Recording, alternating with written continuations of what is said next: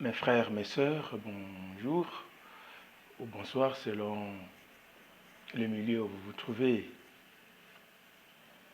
Et nous allons encore communiquer quelque chose qui nous touche lorsque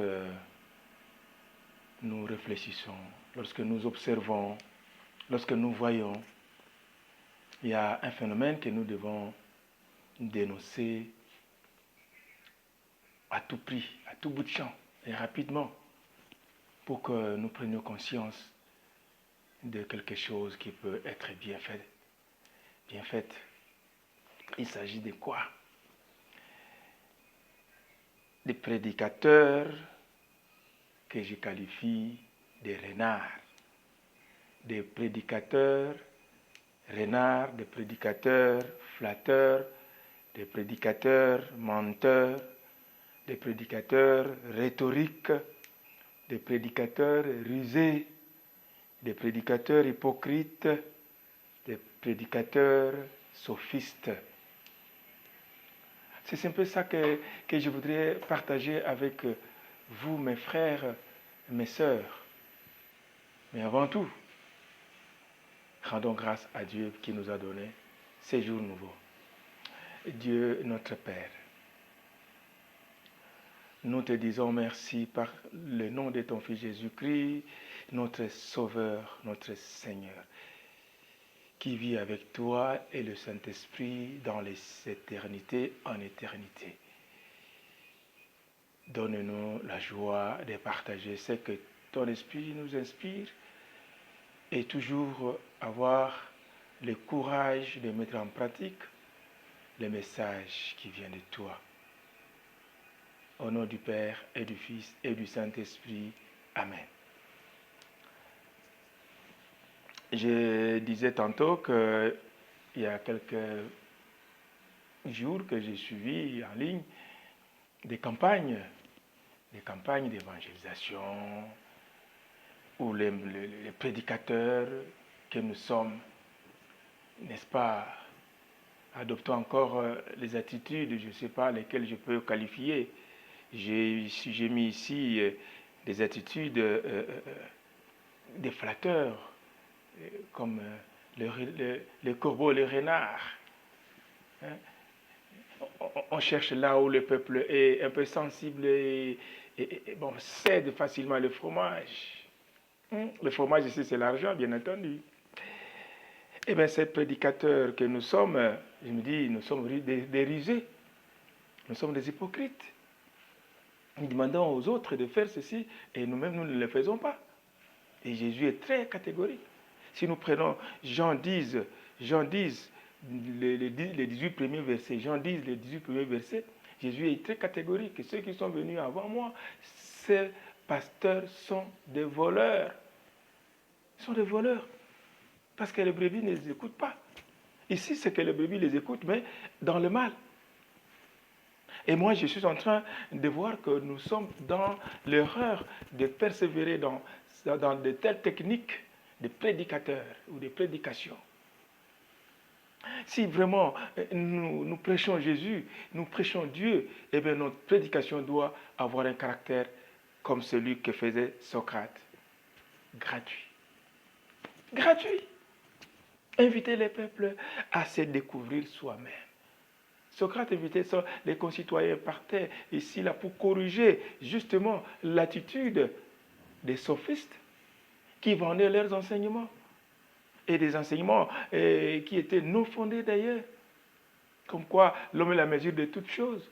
Pourtant, l'homme n'est pas la mesure de toutes choses. Il n'y a pas l'homme qui peut mesurer toutes les choses.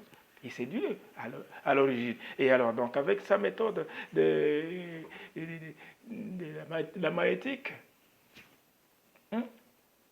et l'ironie, ces deux étapes de la méthode socratique, à aider les concitoyens à découvrir le bien et à pratiquer le bien. Qu'est-ce que nous apprenons à nos croyants, nos chrétiens, ceux qui nous écoutent dans des campagnes? Qu'est-ce que nous leur prêchons, si ce n'est que des miracles, si ce n'est que des délivrances, d'aimer des ennemis? Donc, nous avons toujours des ennemis. Et nous ne sommes pas ennemis d'eux. Ça, c'est quelle prédication que nous avons vraiment à donner au monde. Qu'est-ce que nous leur enseignons? Je suis très touché et ça me fait de la honte lorsque je me rends compte que, au juste, nous sommes des animateurs comme ceux qui font la propagande de quoi? De Jésus. Non, nous ne pouvons pas faire la propagande de Jésus. L'évangélisation, ce n'est pas faire la propagande de Jésus, non. C'est louer Dieu, donner des témoignages de la présence de Dieu dans le monde, le Dieu qui s'est fait homme et qui est venu sauver l'homme. Et avec ces dieux, l'homme se sauve. Pas sans l'homme, c'est avec l'homme. Les poissons et le pain étaient d'entre les mains des petits enfants. Dieu n'a su que bénir et partager, distribuer. Mes amis, nous devons cesser des prédications du genre de ce que Karl Marx avait taxé de l'opium du peuple. Endormir le peuple, enseigner comme quoi Dieu fera tout pour nous, Dieu va nous défendre, Dieu va... Mais non. Le Congo, notre pays, a besoin de toi et de moi dans le sens d'être debout. Debout congolais, c'est quoi? C'est nous délivrer de la peur. Il faut enseigner les prédications du genre courage, optimisme, martyr, héroïsme, justice, vérité. On va amadouer, chercher des techniques pour attirer, pour prêcher, pour amener les gens dans la sensibilité un peu émotionnelle. Ces prédications, je les traite des rusés, des flatteurs. Ce sont des rhétoriques inutiles. Le message à prêcher, c'est Jésus. Et Jésus est venu pour la conversion. C'est comme ça Jean-Baptiste est venu avant Jésus pour dire convertissez-vous.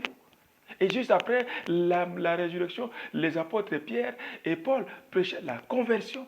Et le prototype de Paul, c'est l'homme converti, le réel converti.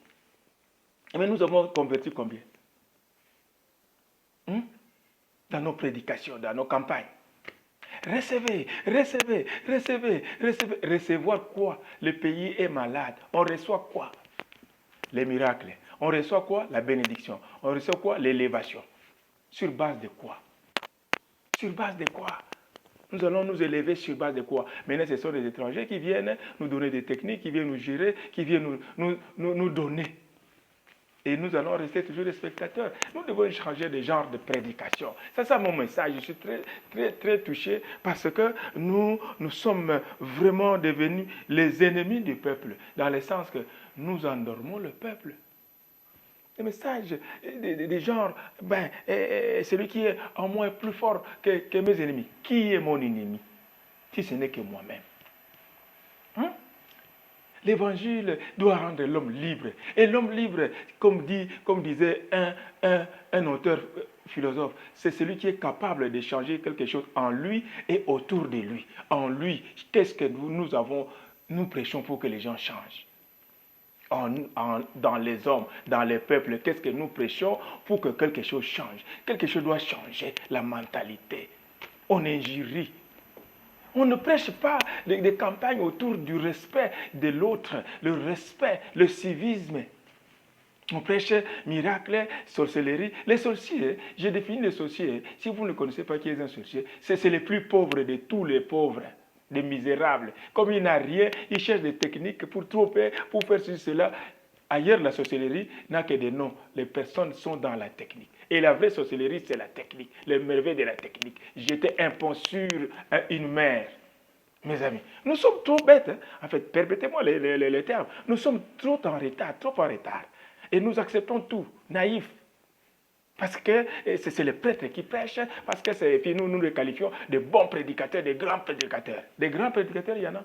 Sinon que le Christ, sinon le Saint-Esprit. Nous faisons la honte de l'Église. Et l'Église catholique, des prédications du genre, l'Église des réveils, même des pasteurs de l'Église des réveils, ne prêchent pas comme ça. Mes amis, ce n'est pas bon.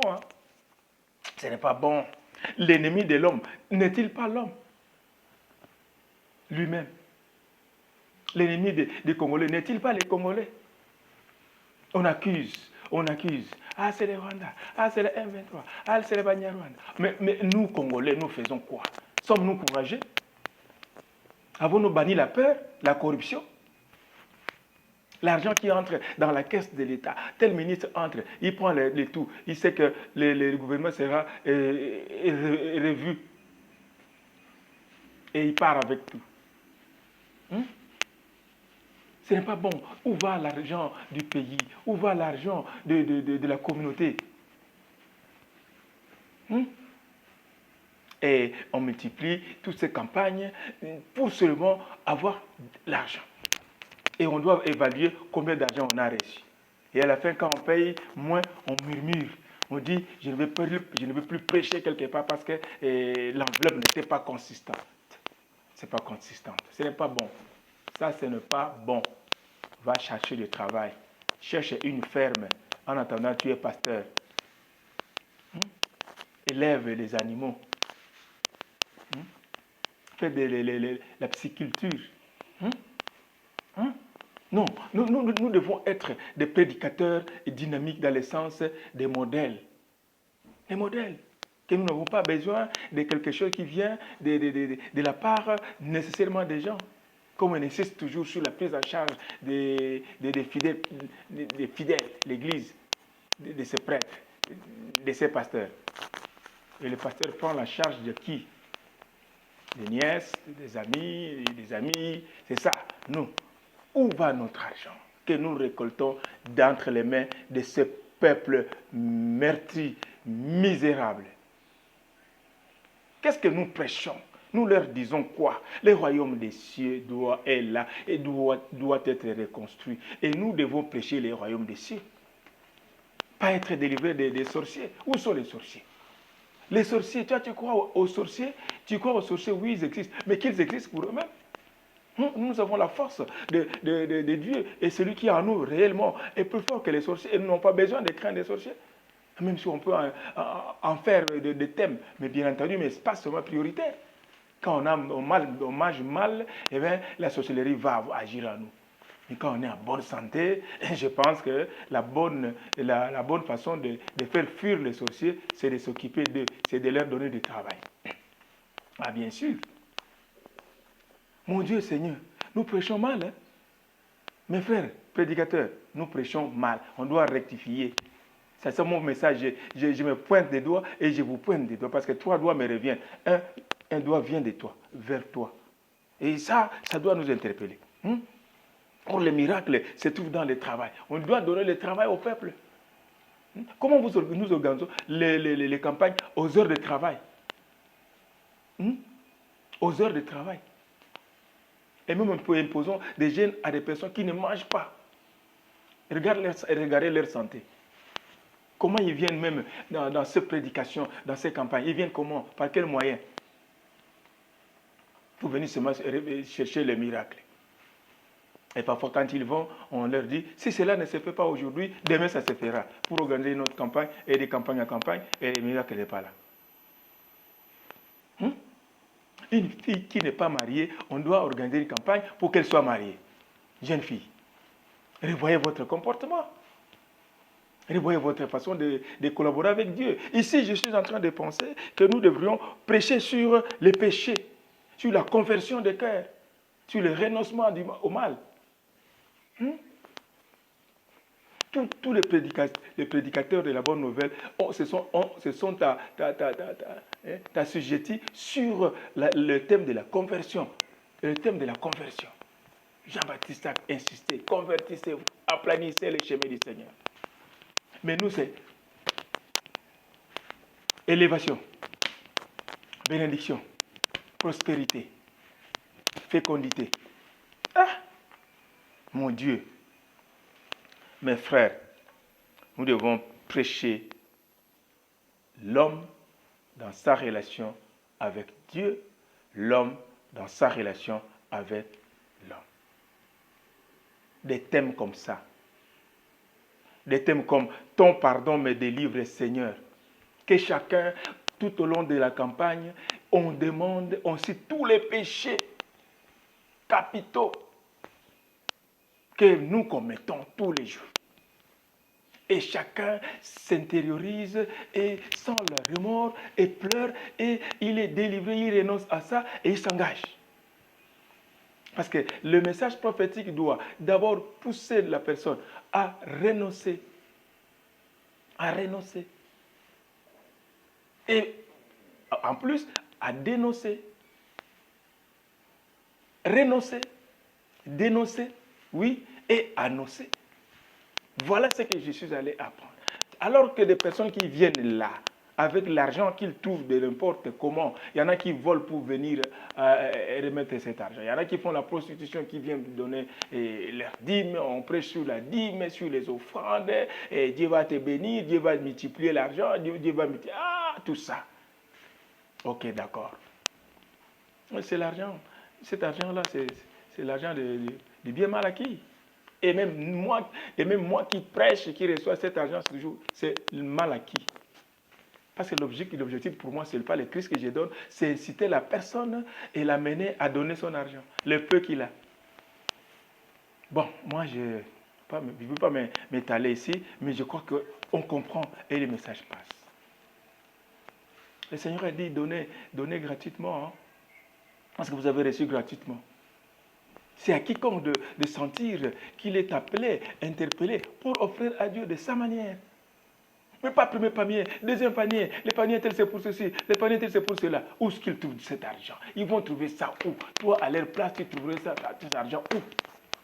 Ça nous fait de la honte. Ça doit nous faire de la honte, prédicateur. Envoyez cette vidéo aux prédicateurs. Qu'ils m'entendent, même s'ils vont m'insulter. Moi, je suis d'accord que nous sommes nombreux de tels prédicateurs avec des méthodes, je ne sais pas,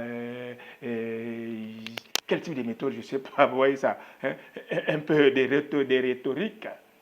La rhétorique, c'est l'art de convaincre, amener les gens dans la sentimentalité, dans les émotions. Et comme ça, les gens crient, ah! Et on dit beaucoup Amen. Et il y a des Amen qui sont bons, il y a des Amen qui sont mauvais. Imaginez. Amen est bien. Est-ce que c'est comme ça? Moi, je ne sais pas. Bon, moi, j'entends, je vois, je juge. Je dis, mais il y a quelque chose qui lèse, qui n'est pas à sa place. On doit prêcher par exemple, par l'exemple, par sa propre vie. Même si on est trop pécheur, donner le témoignage de sa vie négative et les gens verront que ce pasteur est vrai et il cherche la sainteté avec ce peuple-là. Mais pas se montrer comme si on est comme plus fort. Comme on dit, il est plus fort. Il est plus fort en quoi? Il a la haine avec ses confrères, il a la haine avec ses frères, il a la haine avec sa famille, il a la haine avec ses amis. Il ne partage pas d'ailleurs. Hein? Il est puissant. Nous sommes puissants. Nous sommes puissants comment? Celui qui est puissant, c'est Jésus. Et le seul qui est puissant, c'est Jésus. Le puissant prédicateur, le puissant pasteur, c'est Jésus. Mes frères, évitons les techniques de flatterie. Comme quoi, au nom de Jésus, nous pouvons avoir les moyens de vivre. Non. Ça, nous avons déjà reçu notre salaire et Jésus risque de nous déclarer un jour, je ne vous connais pas. Et que sera notre sort? Je termine par là.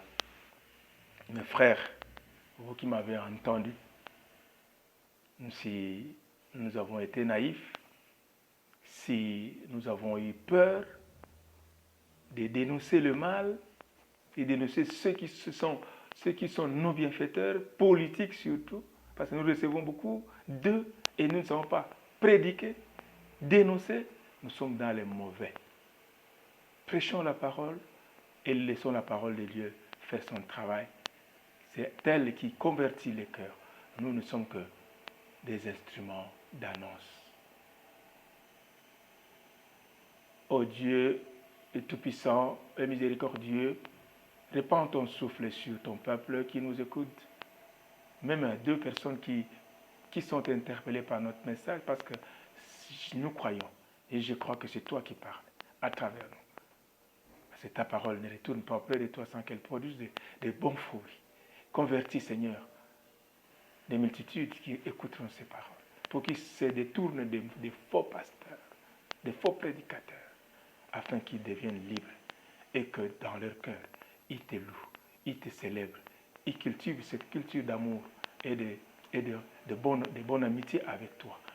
Dieu qui s'est fait homme, Jésus de Nazareth, qui vit avec le Père dans la toute unité du Saint-Esprit, pour les siècles des siècles. Amen. Au nom du Père et du Fils et du Saint-Esprit. Amen. Shalom, shalom mes frères. Partageons cette vidéo. La première est là. Nous avons déjà parlé de la miséricorde. Ayons toujours ce cœur miséricordieux. Ayons pitié de ceux qui sont devant nous, derrière nous, à gauche, à droite. Et faisons-leur du bien comme de bons samaritains. Ciao.